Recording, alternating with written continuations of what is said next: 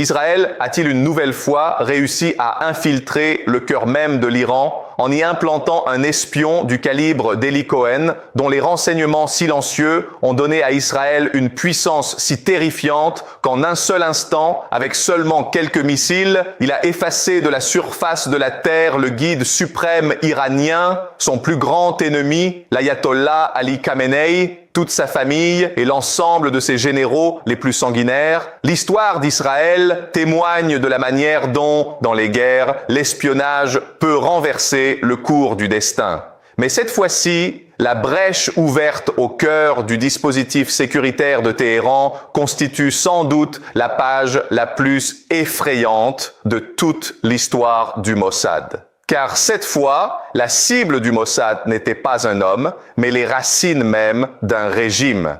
Grâce à ces réseaux de renseignements, Israël a orchestré en Iran une danse macabre de la mort qui a réduit à néant toutes les prétentions sécuritaires des gardiens de la révolution iranienne. Et ce qui glace le sang du monde entier, c'est que ce ne fut pas une attaque venue de l'extérieur, mais une trahison née de l'intérieur. C'est peut-être pour cette raison que Khamenei, avec tout son clan, a été anéanti. Son cercle de sécurité, son armée, tous savaient qu'une attaque était possible. Mais personne n'a pu le sauver. Car lorsque le gardien devient le bourreau, qui peut encore sauver une vie? La question est donc la suivante. Cette mort est-elle le résultat d'une trahison achetée à prix d'or? Ou bien le Mossad a-t-il dressé les siens contre les leurs? Ou encore un agent israélien avait-il été implanté depuis longtemps au cœur du système? Aujourd'hui, les rues de Téhéran ne sont pas simplement silencieuses. Elles sont empoisonnées par le soupçon. Chacun scrute le regard de l'autre à la recherche des traces de la trahison. Car la véritable guerre de l'Iran ne se joue plus à ses frontières, mais à l'intérieur, dans la conscience de ses fidèles, là où, pour quelques pièces d'argent, tout un pays aurait été vendu. Ainsi, l'histoire de la mort d'Ali Khamenei n'est pas seulement celle d'un assassinat, ce n'est pas seulement une histoire iranienne, c'est l'histoire de la mort de la confiance, une confiance qui a vidé tout un régime de l'intérieur. La véritable force d'Israël ne réside pas uniquement dans ses missiles, mais dans ses yeux silencieux, capables de deviner le prochain mouvement de l'ennemi avant même qu'il ne cligne des paupières. Et aujourd'hui, nous allons révéler cette trahison. Bonjour, je suis Christophe André. L'ayatollah Ali Khamenei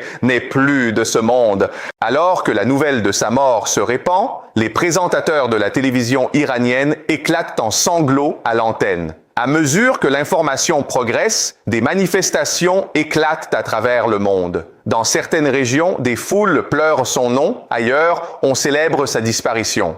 Mais une question demeure. Lorsque tout le monde savait que sa vie était menacée, comment un homme aussi puissant que Khamenei a-t-il pu mourir dès la première frappe? Israël avait-il, une fois encore, implanté un espion du niveau d'Eli Cohen? La guerre Israël-Iran-États-Unis a désormais atteint son paroxysme. Les prochaines 24 heures seront cruciales. Les informations vont affluer en continu. Nous vous demandons de rejoindre notre chaîne WhatsApp Paix and Présence afin que nous puissions continuer à vous tenir informés. Le lien se trouve dans la description et la section commentaires. Et maintenant, la réponse à votre question. Le savoir-faire israélien pour éliminer ses ennemis ne date pas d'hier. Il a été posé dans les années 1960 par le légendaire espion Eli Cohen.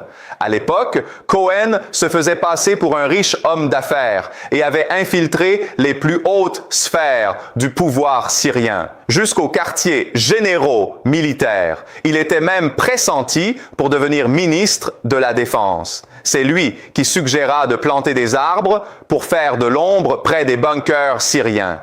Plus tard, ces mêmes arbres servirent de repère aux avions israéliens pour bombarder avec une précision chirurgicale, renversant le cours de la guerre de 1966. Ce n'était qu'un début. Aujourd'hui, à Téhéran, cette même méthode d'espionnage existe sous une forme numérique, infiniment plus dangereuse. Cette attaque n'a pas eu lieu par hasard ni dans la confusion. Elle était planifiée depuis longtemps. Peut-être qu'un agent avait été implanté des années auparavant. Les informations étaient d'une précision absolue. À quel moment, sous quel toit, tout le monde serait réuni. Et lorsque ce moment est arrivé, les missiles ont frappé, tous éliminés en un instant. Le chef de la sécurité, le ministre de la Défense, le guide suprême, tous réduits au silence en une seule nuit. L'Iran s'est retrouvé orphelin en quelques heures. Ce n'était pas la première fois. En 2018 déjà, lors d'une nuit restée gravée dans la mémoire de Téhéran, des agents israéliens avaient pénétré un simple entrepôt et dérobé des tonnes de documents et des milliers de disques durs liés au programme nucléaire iranien. Tout cela malgré des mesures de sécurité prétendument impénétrables. Car Israël connaissait déjà l'emplacement des bunkers les plus secrets, des informations détenues uniquement par une poignée de fidèles. Après la mort de Khamenei, une question devient encore plus pressante. Le chasseur était-il dehors ou bien déjà assis à l'intérieur de la maison? L'IRGC, pilier de la sécurité iranienne, exige une loyauté vérifiée sur plusieurs générations. Mais même cette armure d'acier a été rongée de l'intérieur par les termites numériques de l'unité cybernétique israélienne. À l'ère moderne, la trahison ne consiste plus à voler des dossiers, mais à envoyer un simple message codé indiquant quelle pièce sera la cible ce soir. Et quand un missile israélien traverse exactement la fenêtre où se trouve la cible, ce n'est pas un satellite qui a parlé, c'est quelqu'un assis tout près. C'est ainsi que Khamenei est mort et ce n'était pas un accident. L'histoire du Mossad regorge d'opérations similaires. L'élimination méthodique de terroristes à travers le monde, l'opération Entebbe à 4000 km de distance, l'enlèvement d'Adolf Eichmann en Argentine, la destruction des rêves nucléaires irakiens et syriens, ou encore le détournement d'un MiG-21 soviétique. L'histoire hurle une vérité. Là où le Mossad pose son regard, l'ennemi ne peut survivre. Même les explosions de Pagé en septembre 2024 n'étaient pas de simples attentats, mais le résultat d'un réseau d'espionnage profondément enraciné dans la chaîne logistique iranienne. La vérité est brutale. L'Iran n'a pas été vaincu par des missiles, mais par la trahison. Une trahison achetée par l'argent, par la promesse d'une vie luxueuse à l'étranger, par la corruption morale. Aujourd'hui, en Iran, plus personne ne fait confiance à personne. Chaque officier craint que son propre garde du corps ne soit un agent du Mossad. Khamenei croyait que ses bunkers le protégeraient de toutes les armes du monde. Il n'a jamais imaginé que celui qui ouvrirait la porte serait l'un des siens. Quand les avions israéliens ont frappé, ils ne connaissaient pas seulement la localisation exacte, mais aussi l'instant précis où la vigilance serait la plus faible. C'était l'apogée de la trahison. L'histoire se répète. À l'époque d'Eli Cohen, Israël gagnait des territoires. Aujourd'hui, Israël a détruit la maison de l'ennemi. Dans les ruelles de Téhéran, le silence est désormais le témoin d'une vérité implacable. Dans un pays où la trahison devient un marché, la mort n'a plus besoin de frontières. Le chasseur n'est plus devant le bunker. Il se tient dans la pièce d'à côté, souriant. En termes simples, ce n'est pas Israël qui a tué Khamenei. Khamenei a été livré à Israël par les siens.